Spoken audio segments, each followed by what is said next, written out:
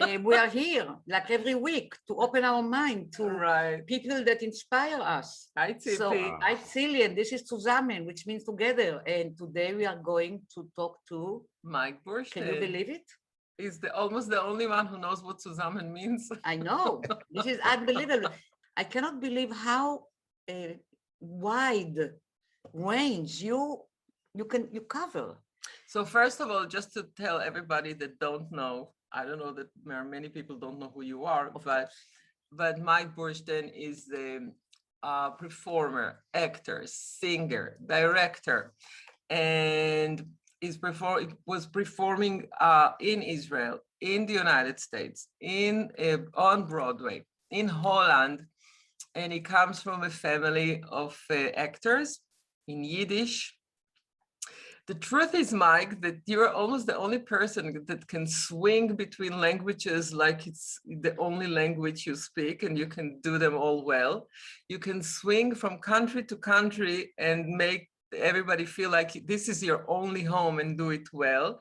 You can swing between generation to generation and act for everybody like it's your own new age and nobody knows the truth.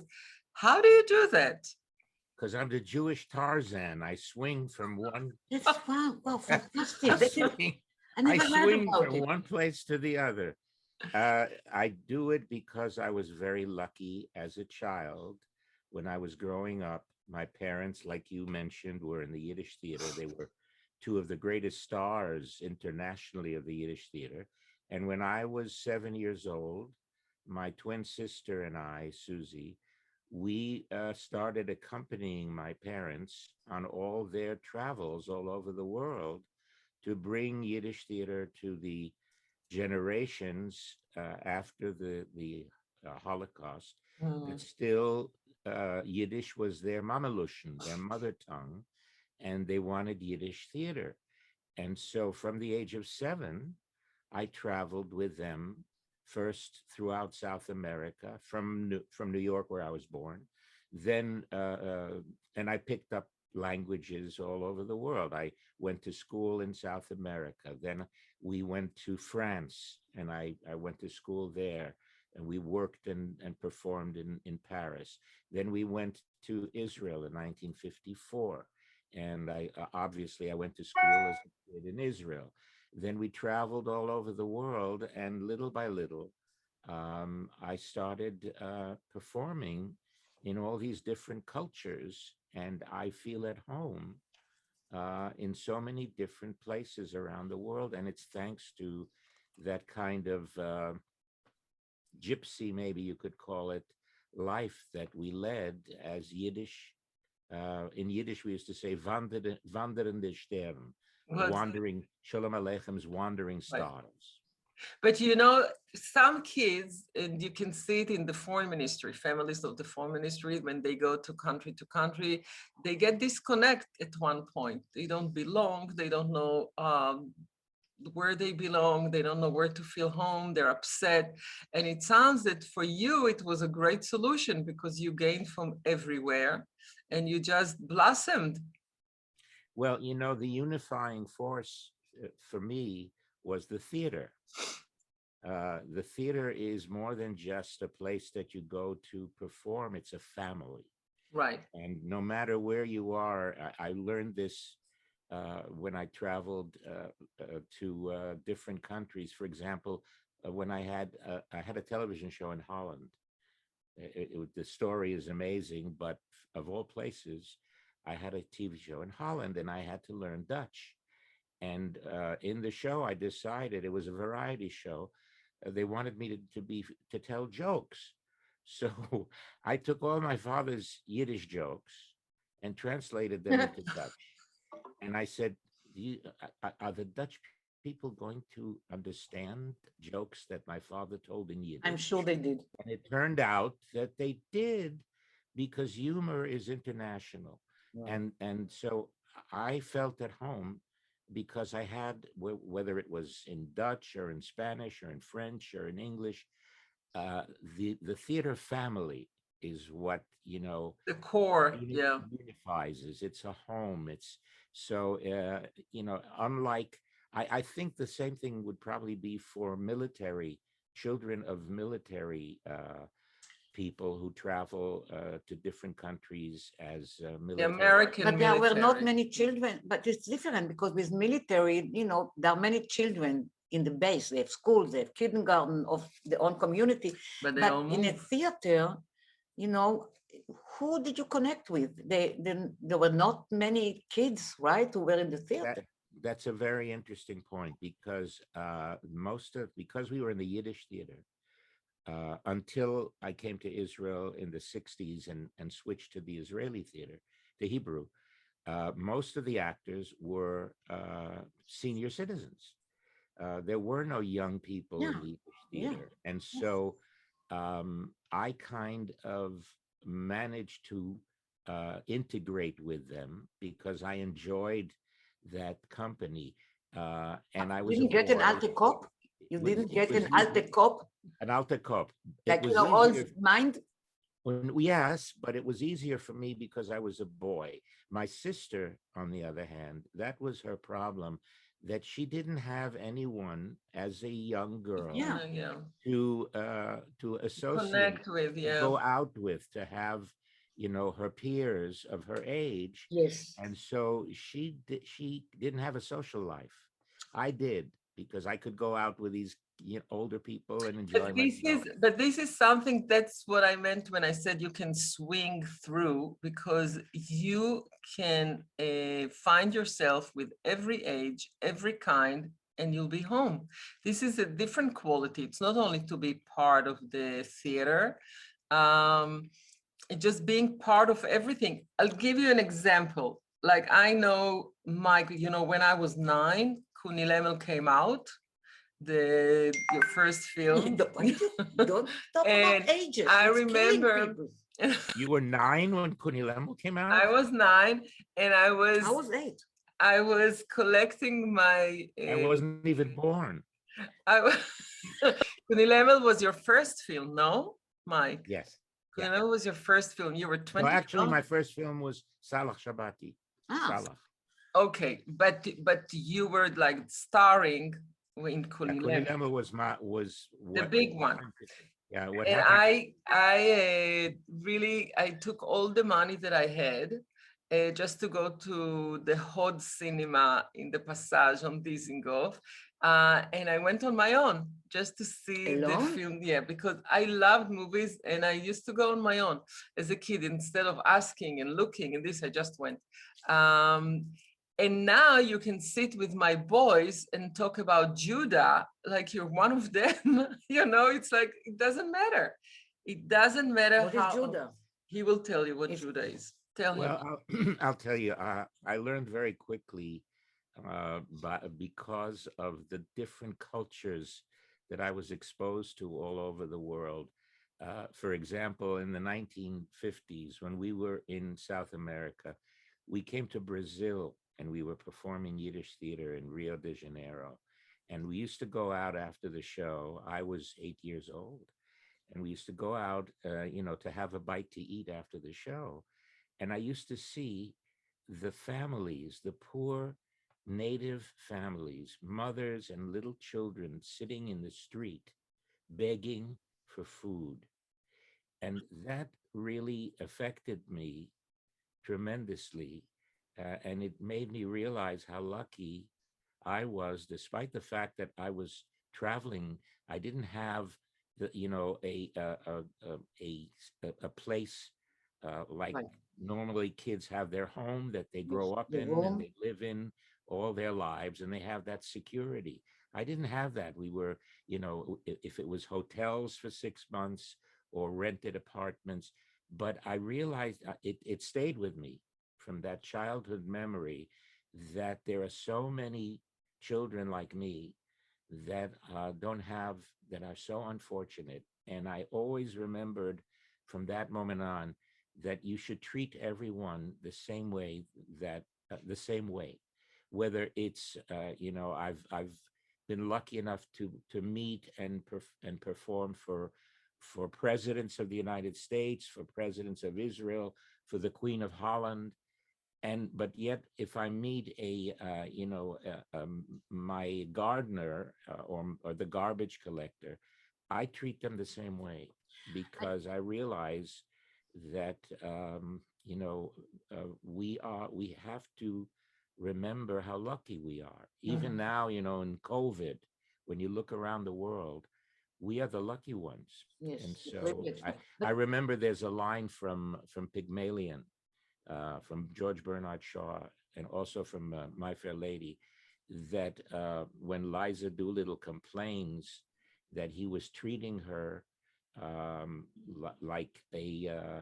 like a flower girl, and she was complaining because he already taught her how to be like A a A queen. lady. lady. And he says to her that the trick, my dear, is not treating uh, someone different than someone else. I treat a queen as if she were a A flower flower girl, girl. and Yes, I'll treat a flower girl as if she were a queen. beautiful. But The trick is to treat we don't everybody know the it. same. Yeah, Yeah. I don't know you so well, although I think I made a short film about you, but I don't know if You you did. remember it, right? Yes. But I want to tell you something. I'm not trying to flatter you, but there is something in you that you project. I'm sure that you are a wonderful friend to your friends. I think that you have a huge container. You just told us actually about it. I always felt that you can embrace a lot of people. And I had the feeling that your story, Warmly. and I have, yeah, and I think that it's very important to be a devoted. I don't mean religiously, although there is some elements, ואהבת לרעך כמוך. You should like the other like yourself. And it's really in everything you told us, because I'm sure that you have some memories, because I don't know what kind of imagination, what images you flew, sailed with your imagination as a kid. Well, Are they first of all, adults' imagination or kids? I'll remind you that the film that you made, if I'm not wrong, was for the Cinematheque in Tel Aviv. It was they were giving me an honor, I guess, Yes, yes, for my life work, and you yes, put together a film of all yes, a string of the films that I did. yeah. And But and everything I said now, I felt came out from all those clips that I edited. I don't know how to even to answer that. I just know that growing up as a kid, I, I I was exposed to so much. Usually kids have their regular Right.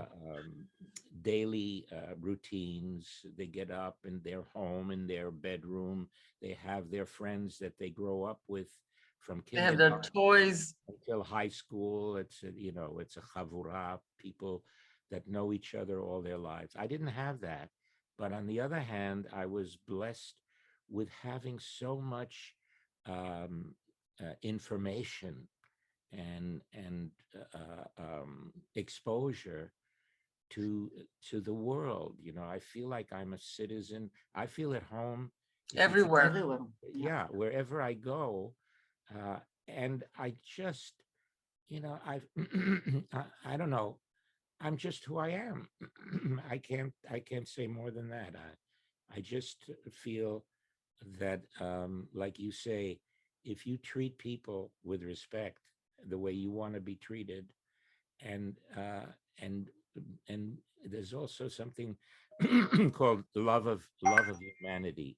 I just love Yes. people, and I feel the same way.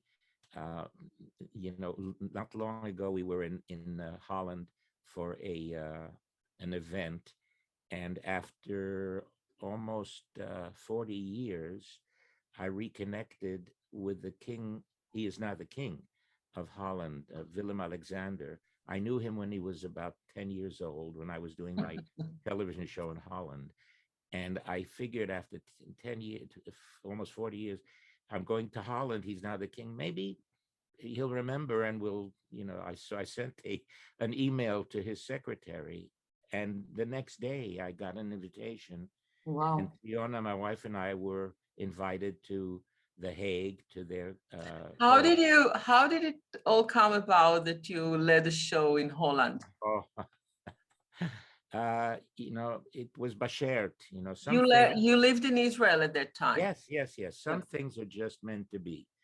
Some things are crazy, like, things are really um, weird sometimes. Like, I knew I was going to do this schmooze with you, with both of you today, and I was in my garage yesterday cleaning up some stuff, and I took out some old photographs, and I pick up a photograph of Leon.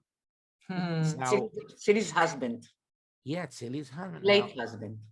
how, why all of a sudden yesterday I felt I should go to the garage and look through old photographs and find a photo of Leon. And today I'm talking to you.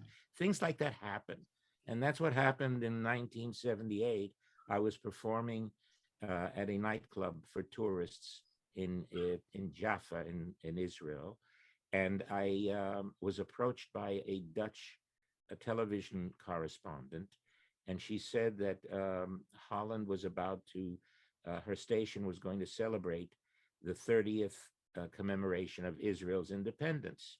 Oh, It wow. was 30 years, and they were looking for something to broadcast a celebration, and she thought that my show would be, good. Appropriate. I said, sure, you want? Fine.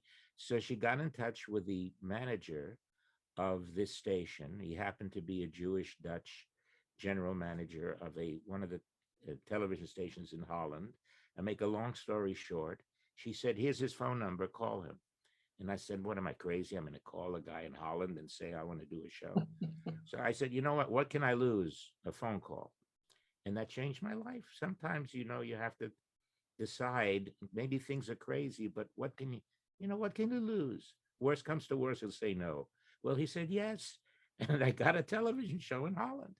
It's things like that happen, and you have to take advantage of every moment in your life. Just take advantage. Mhm. Can I ask you, in your experience growing up, also in the world of Yiddish,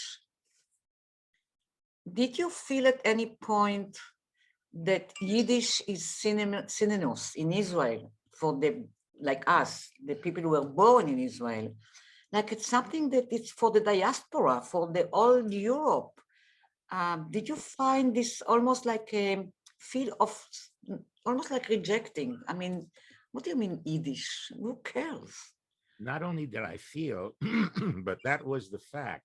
That was the reality on the ground in the 1950s when we came to Israel in 1954, and we started performing Yiddish theater, and they didn't want Yiddish theater. The leadership of the country was strong. Israel was a young country and just established, and they wanted to establish Hebrew, first of all, as the national language, and anything that had to do with the diaspora or the Holocaust, unfortunately, was taboo. They didn't want it. And so they gave us many difficulties to perform in Yiddish. For example, there was a extra tax that they put on My God. to go to see a theater in Israel. If it was not in Hebrew, if it was in a And foreign Yiddish That language, was in, extra? wow. there was this extra hetel inugim. Joy. Wow. They had to add How an did extra you know tax about it? to the ticket.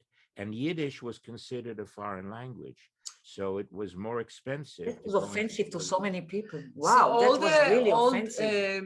the old generation actors like Shmulik Segal, Shmuel Rodensky, they all spoke Yaakov Yiddish. Bodo. Yaakov Bodo. Not only they, but the leadership from Ben Gurion to Eshkol to anyone, they all came from Yiddish Yes. speaking homes. Yes. Right. And, privately, they would talk and joke in Yiddish, Yiddish. but officially, they Hebrew. didn't want Yiddish to catch on as a language, an official language. Wow. So melting they pot used to, they, touched Yiddish too. The melting pot. I mean, that idea that we all have to be, they really pushed away the culture Yeah. of the Mizrahim, of the Oriental Jews, about Yiddish, about, wow. כולם מדברים עברית. Everybody has to talk Hebrew. You know, my father's mother, my grandmother, she spoke Yiddish, she read Yiddish, you know, she got the newspaper in Yiddish, and she had a terrible Hebrew. And my mother was asking her to speak Yiddish with us, so we would learn Yiddish. You were ashamed. And we won't listen to a terrible Hebrew. And she said, no, it's Israel, only Hebrew. Yes. She didn't want us to speak That Yiddish. was Yiddish. It was a natural, Wow. a natural thing at the time, and little by little, things changed. Today, of course, Yiddish is Hashedu lo nora. Yiddish is not going to take the place of Hebrew. Same thing with Ladino, by the way. Right. And so those are now official languages in Israel. And there was a big change culturally, interestingly enough, because of a musical that we did in 1965 called the Megillah of Itzik Mangel. Right. And that made a big change in the attitude of the Israeli cultural scene, and especially the literary scene, towards the Yiddish language. And since then, luckily, this generation is now like, generations here in the United States are looking back on their roots. Yes. And they're saying, what a shame that our parents and grandparents were trying to keep us away from this language, which is such a rich culture and goes back 1,000 years, and was the language of, I'd say 80% of the children of Eastern Europe who died in the Holocaust, 1.5 million Jewish children who died in the Holocaust. They didn't speak Polish or Russian or Romanian. Right. Their language was Yiddish. Yeah. And if they had survived, there would have been a completely different Yiddish world, unfortunately. But the Yiddish... You're optimistic, I'm telling you. You're optimistic because when I grew up in Israel, those who had parents who spoke Yiddish, and I don't know, like I said it before, were ashamed. Yes. Yeah. It was embarrassed, and they didn't bring friends to their home. It was really, so I don't know about. What do you mean they didn't bring friends to their home? They didn't want to meet their parents, which some of them didn't know Hebrew. They spoke Yiddish in the house. But so I don't know if you are right, that those kids will be alive. But that was encouraged by the leadership and by the school system and by the cultural Misrad HaTarbut. Yeah, the cultural. The cultural ministry. Today, luckily, Yiddish is being taught all over the world. Yes. I go back and perform in Yiddish in Israel. I go to the Yiddish theater. I don't know, it's my husband who wants to go, and I enjoyed it tremendously. I have to read the subtitles, but yeah. That shame doesn't exist anymore. But when I grew up, I had, most of us, we were born in Israel and my parents were born in Israel, but we had friends that they spoke Yiddish and the language at home was Yiddish and it was fine. I had a friend that... We grew in the same neighborhood in Square Dizengoff, and I'm really surprised. We went to the same primary school. Yes. Unbelievable. I had a friend... What? Tel Chai, Tzuzamen Street. I went to Tel Nodo. Oh, Tel Nodo, like my brother went to Tel Nodo. My father went to Tel Nodo. You see, what a small world. Square Dizengoff, unbelievable. But she spoke Yiddish at home. And then I have a cousin who came from Switzerland. And she was exactly my age and nobody knew what to do with her. And she came with me and my teacher put her next to my friend so they can speak somewhat, a little bit German, a little bit Yiddish, till she learned Hebrew, and everything was fine. It was part of the colors of Israel. So but listen, Mike. So I really would like to, I don't know how to say, almost thank you that you are not spoiled and you cherished Yiddish all your life since you were a kid until today. And it's almost like, doing the right thing. You were not influenced by the attitude of the cynical and yeah, that's really amazing how you kept it since childhood. Well, I feel it's my responsibility. Okay. It's a responsibility because I lived through that golden age of the Yiddish theater as a child, as a teenager, and the Yiddish literature is so rich. Yes. The Shulim Aleichem and all Yiddish that. poetry, the Yiddish Yes. poets that we had, not to mention Shalom Aleichem. Yes. It is so rich, and these people wrote in Yiddish, Yes. and we lost so many great talents in the Holocaust, both performers and writers and directors and teachers and cultural figures. That I feel my responsibility that I'm kind of like that last link in that chain from the past to the future, Yeah. that actually experienced it personally, not through learning in university. I mean, they're teaching Yiddish all over the world, but Yeah. I want Yiddish to still remain as a living spoken language, Right. what it actually sounded like. Yeah. And so I'm one of the last of the Mohegans in that sense. Yeah, that I was actually there. I knew these people. I Yeah. worked with them. My first teacher basically was my father, watching him perform. And then I had the luck to work with a great artist called Maurice Schwartz. Oh, Maurice wow. Schwartz was Yeah. like the Yiddish Yes. Laurence Olivier. Yes. And just watching them, I didn't go to a acting school. My school was learning as I go along, learning it from the bottom up. And Right. a lot of people come to me and ask me, my daughter or my son, they want to be an actor. What do you Where would suggest? they go? Yeah. What would you suggest? And first of all, they have to love it so much that they can't live without it. Otherwise, do something else. But if you really have if you have talent, you have to be, objective to make sure that they have talent. And if they really love it, they should start by going and joining a summer theater, joining an amateur group, and learning it from the bottom up. Right. Take a broom and clean the stage, move the scenery. So I learned by watching these great talents, and then coming to Israel and working. My great luck was to work with people like Aaron Meskin, Shmuel Rudensky, Shmuel Bunim, some of the great We're the giants of Israel. The giant giants Israeli of theater. the Israeli theater, Klatchkin. Yes. I mean, when I first got Kuni Lemel, and I'm going to tell you what year it was. So, Tzili, I'm giving away your age. That's fine. 1965, and I was cast as a pisher, a young kid, to star in this first Israeli musical in CinemaScope in Technicolor, huge production.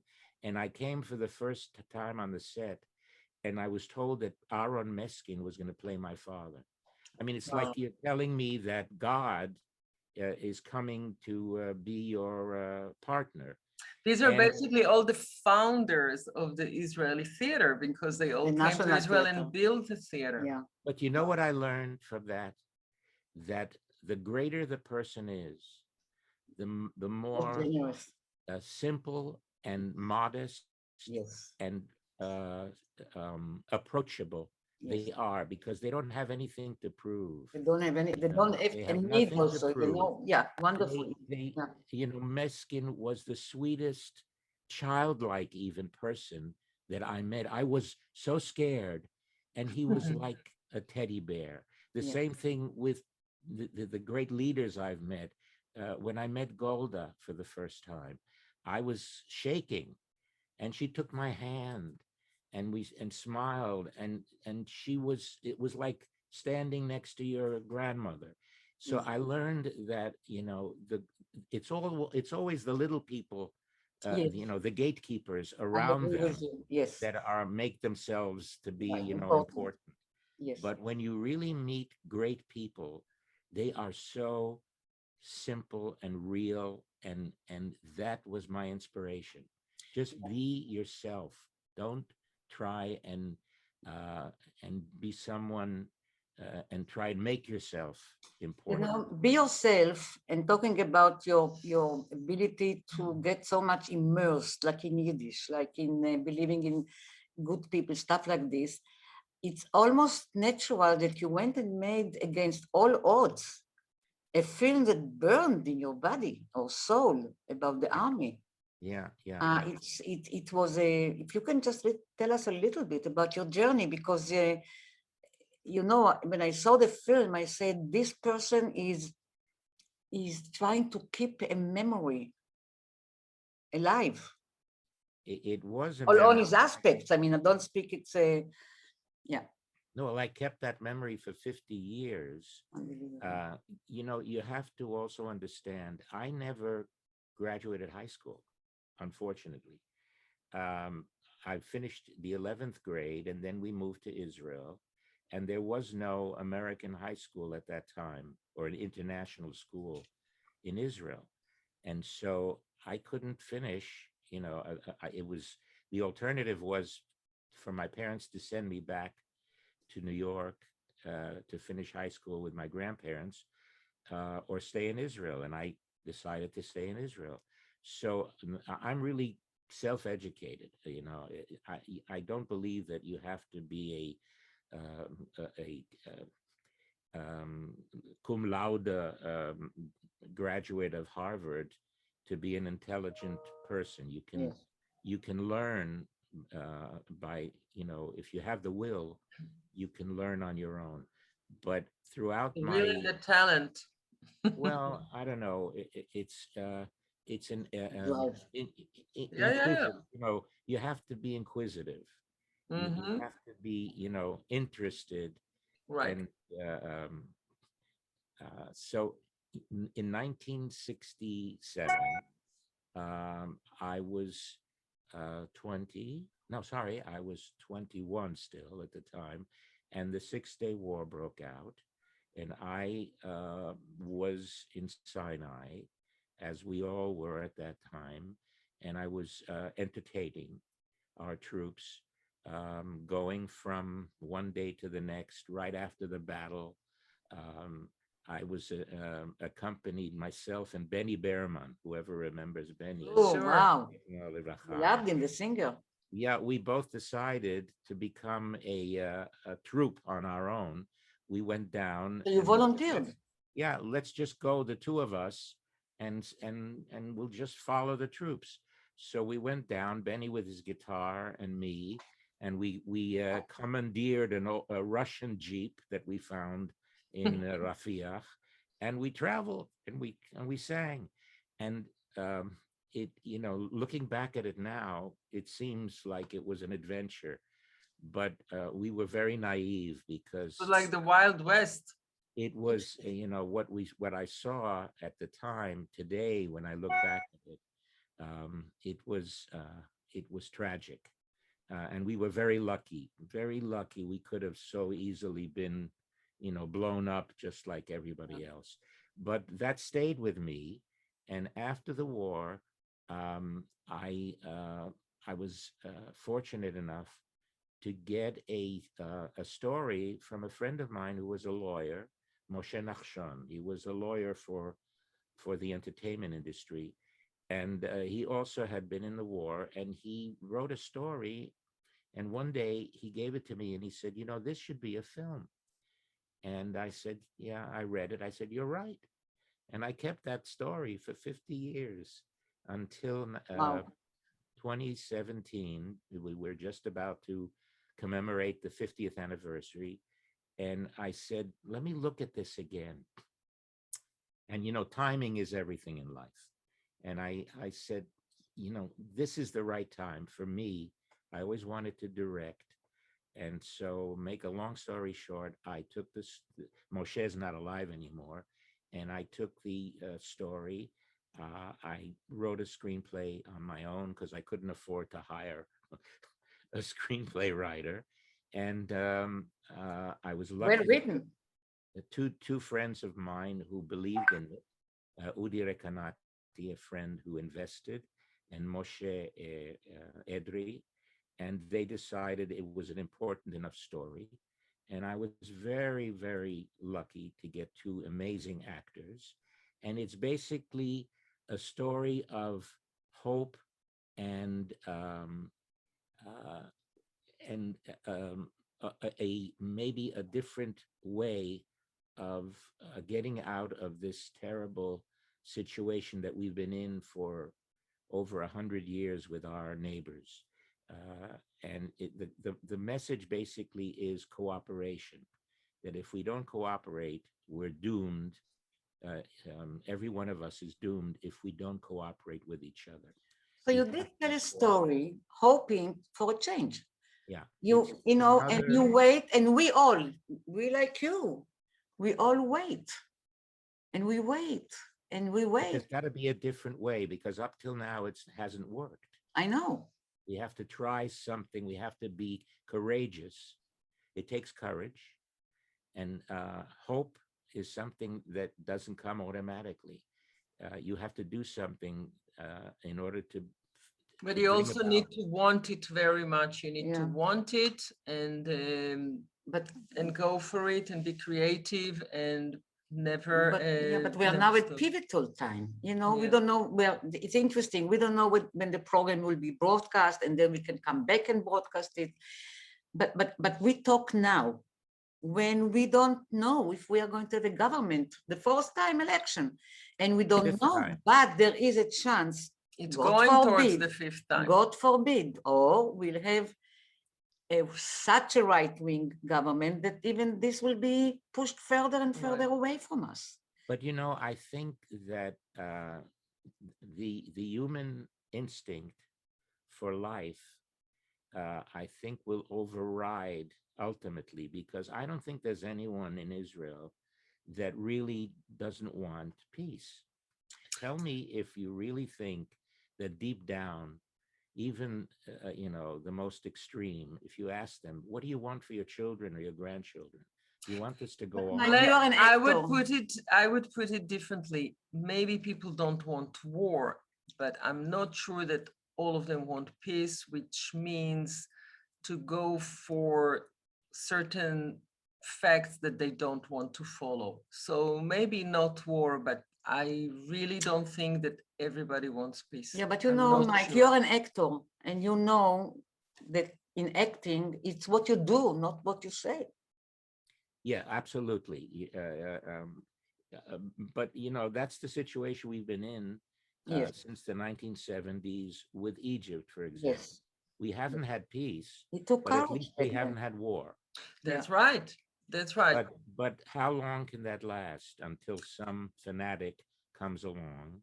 And fanaticism, extremism, is what we should be afraid of. It's always Yeah, they are willing to die for their ideas, exactly. not normal people like us. Exactly. And- If someone is so- willing, if Exactly. someone is willing to sacrifice their children, Yes, not just themselves, right.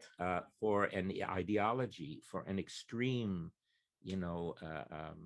extreme ideology, then how do you communicate with people like that? Yeah. So I look at you and I say to myself, so growing up as a child, being with all these older people who kept performing, it's looking at them and say, wow, where they got their zeal of life. The zeal of life should be translated into making life better. You almost keep optimistic. No, I'm pragmatic. Mm. I try to be optimistic, but ultimately you have to deal with what you're given, and make the best of it. Because there's two alternatives, yes or no. I mean, you can choose yes.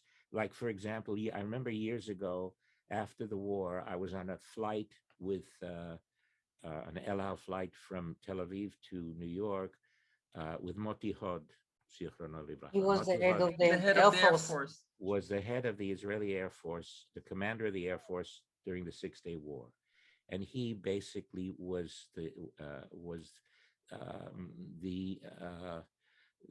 designer of the amazing victory in those first hours that the Air Force, basically in the first few hours of June 5th, they managed to create the possibility of winning the war within 6 days. It basically was over. And we were on our flight back from Tel Aviv to New York, and I couldn't sleep. I can't sleep on planes usually. And I'm walking the aisle and I see Moti is sound asleep. And when we reached New York, I said, Moti, tell me, did you take a pill? How come you can sleep on a plane? He said, no. I just, felt that there's no sense in staying awake. I have a meeting in New York when I arrive. So I went to sleep. I said, well, how do you do it? He said, well, let me tell you something. The night of June 4th, the evening of the war was about to start early the next morning. I was the only one in the command post in Tel Aviv that got 5 hours sleep. Everybody else couldn't go to sleep. They were awake and worrying and this and that. And they all asked me, how come you went to sleep?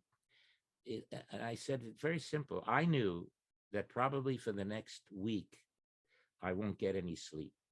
And I needed to be at my optimal, capability and attention in those next few days. And I knew that everything was already committed and ready to go. And there was nothing I could do to change anything if I stayed awake all night. And so I said, I need to go to sleep, and I went to sleep. And that it's always remained with me. I mean, it's easier said than done. Yeah, but but also discipline. If you have a situation that you cannot change, and you know that no matter what you do, it's going to happen anyway, why worry about it? You're just going to give yourself a heartache. But you can end up being indifferent. It's not indifference, it's responsibility. You have to know that you're responsible for the next thing you do. And you have to be fully able to do it, whether it's physically or mentally. Right. And it's something to think about. If you can't change something, worrying is not going to do you any good. No, I agree with you. Right. Yeah. Right. But we have to be proactive. I mean, I feel kind of helpless that I cannot change much, especially not now. I can change myself. But Tzipi, that's not true. Everybody, it takes one person to initiate a revolution, a positive revolution. Yes. And the fact that there's always something you can do. And we do. Everybody's doing in his own way. Just what we're doing now. We're doing now. And Yeah. when we couldn't get together, we couldn't meet, so we improvise. That's what we're doing. I forgot to tell you, by the way, it's not connected. I saw Waiting for Godot in Yiddish. I don't know if you saw it, and it was perfect. It's because Waiting for Godot, it's all kibbutz, and where is Godot? When he's coming, is Godot coming? Is Godot not coming? It was amazing. Waiting for Godot in Yiddish. Where did you see it? Here in New York. In Yiddish. And the little boy in Yiddish. And there was a little boy, come and tell them that Godot will come, Godot will not come. It was a black kid. And it was really wonderful. And I don't know, I'm going back to the Yiddish because, I keep, I'm almost missing. I was, when we grew up, most people spoke Yiddish. Yes. The older ones, not the kids. But the people in the grocery store, in the pharmacy, in the electric store, they all spoke Yiddish. Everybody on Dizengoff spoke at the parted from the dizing of the kikar, the square, to Abima. To let's say where Dizengoff Center is today, everybody spoke Yiddish, almost except Chabusha. Right. Except veggie, no? Maybe. Yeah. Well, you know, in Yiddish, you say you don't speak Yiddish. Yiddish retzach alein. Yes. Speak Yes, you said that the French language is very musical, but Yiddish is more, in a way, when you think about it. You know, Mike, that when I first came to New York, I did a show for the Volksbühne, the Yiddish theater. This was like the only Yiddish theater that was left, and I was working with them. And I was sitting in the room with the pictures of everybody, including your parents. And I was so sorry I cannot speak Yiddish. And talking about the Zets of living, these guys, these were the old group of guys that were fighting like crazy to keep the Yiddish theater going. And they were in their 70s and 80s, and they were fighting hard. And slowly, we did Mira Le'Efrat then, so the Kale, you know, the bride was in her 40s, not 18.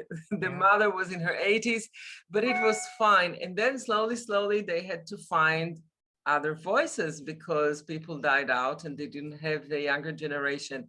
So they brought a younger generation that it wasn't the same, it didn't have the same dressing, the same sauce, you know, they spoke the language, but nothing. And even I, who couldn't understand a word, I said, oh, this is so dry, you know. But I have to tell you something funny about it. We did a show, and I think Felix was still alive, and Mina was there, and Tzipora, and they didn't have a wardrobe person.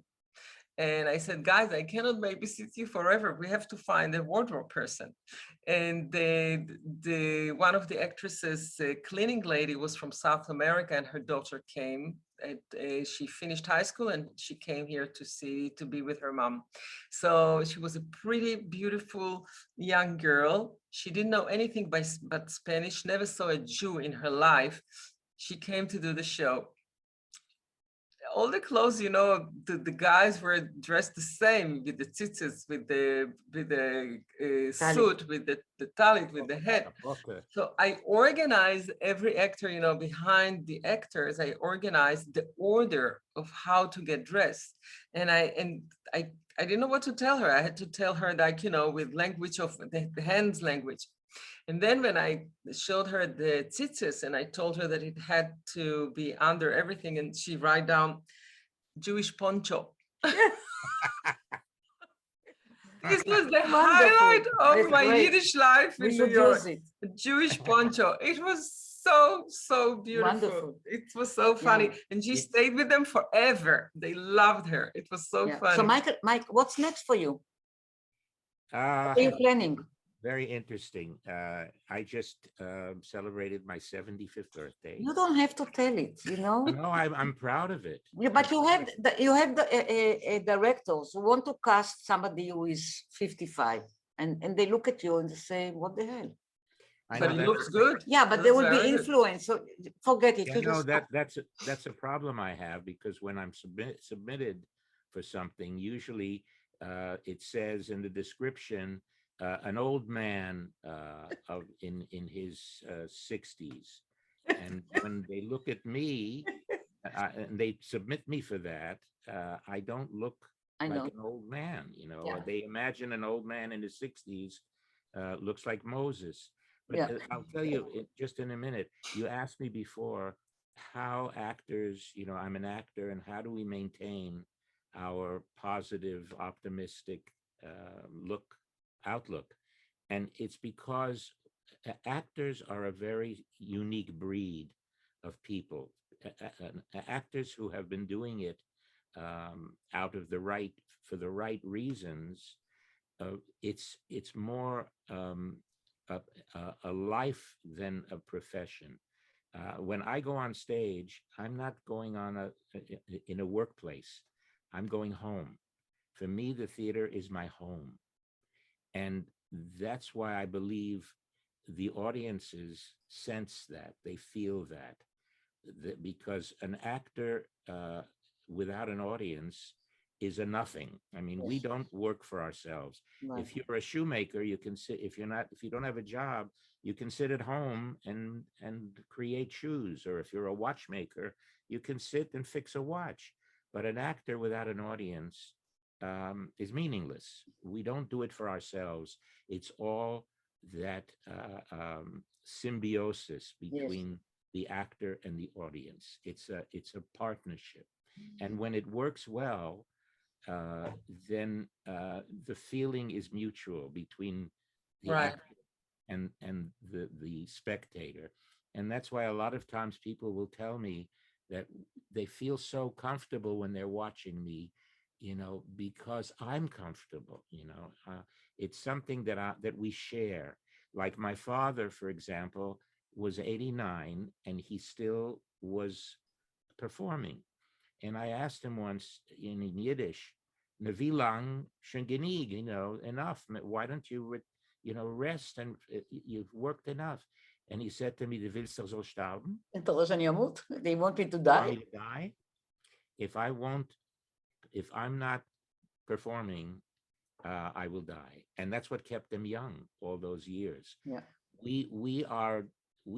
I consider ourselves as a kli, an instrument to transmit what the writer or the author I wrote agree with you. to the people who are there to absorb it. I don't consider myself an artist. There are a lot of phony artists. I consider myself a technician. I can really appreciate it A because I know a vehicle, lot of yeah. actors who think that they can change the text. No, we are not. We don't create anything.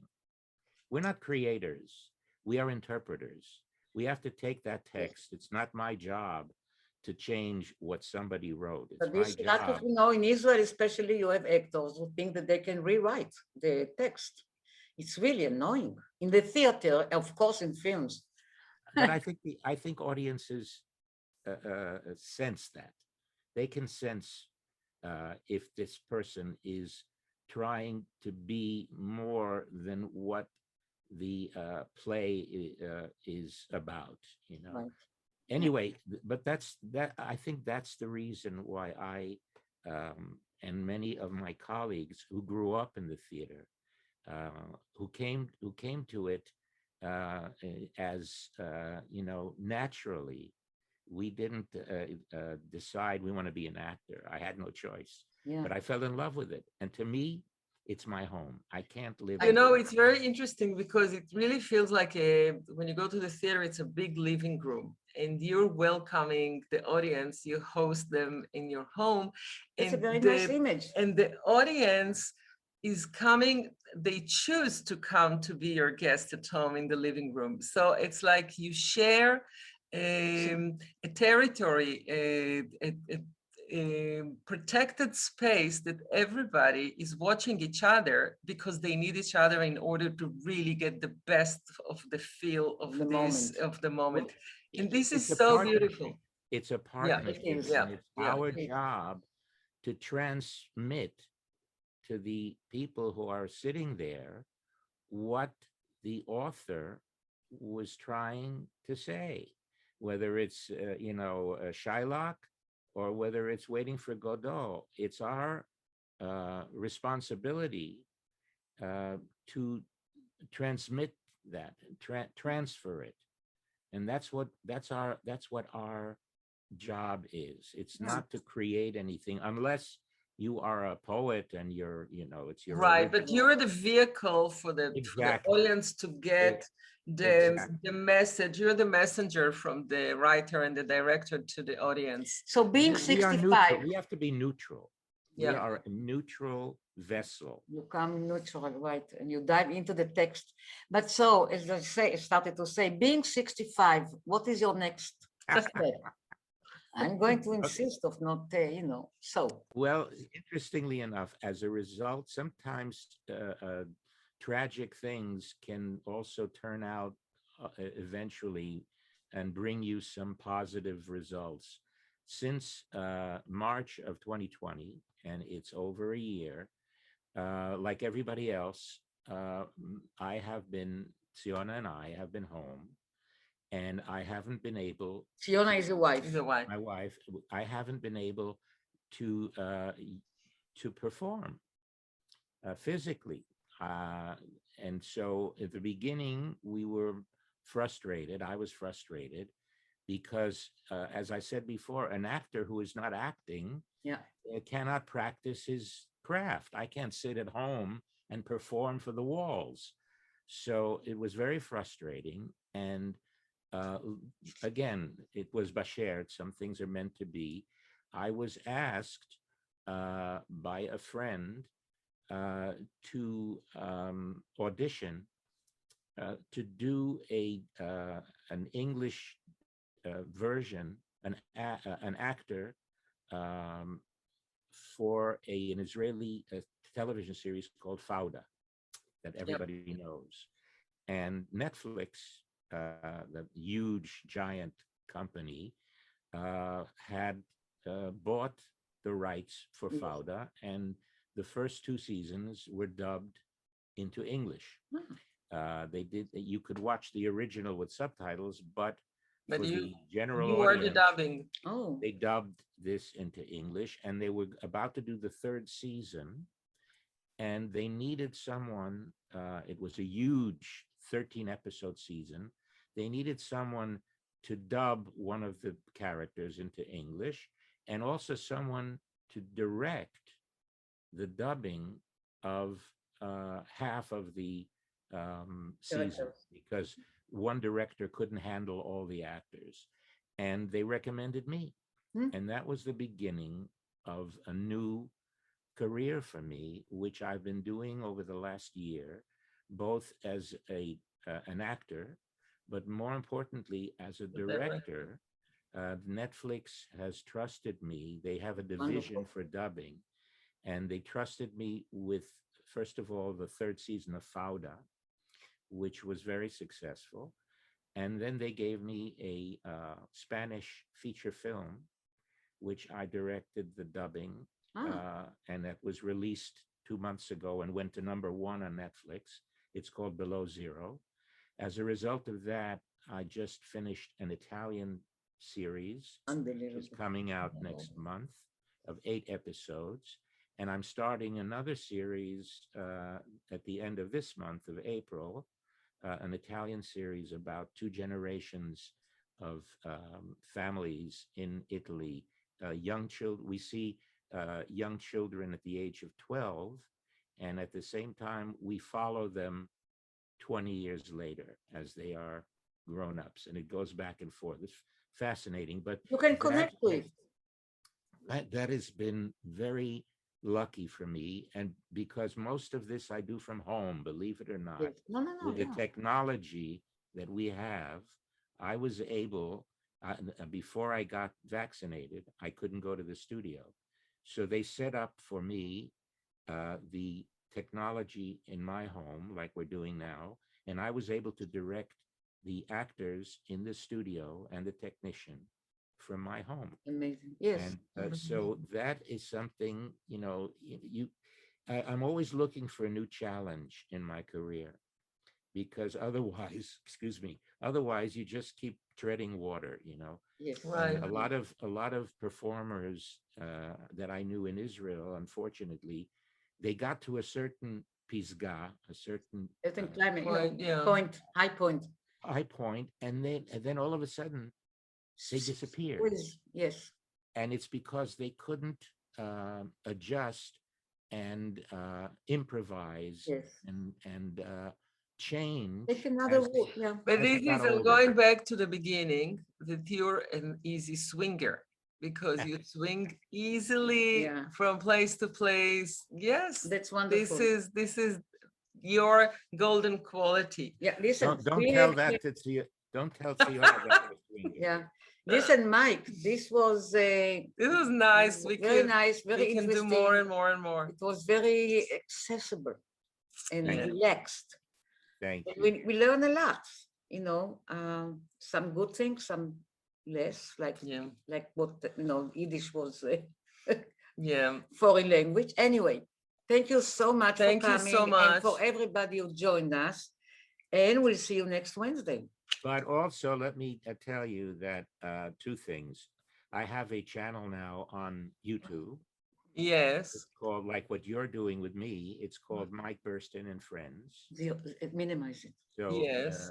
if you want to Minimize it. that, and להקטין את זה. I also started that because of COVID. So I have like 30 friends of mine from all over the world that I schmooze with.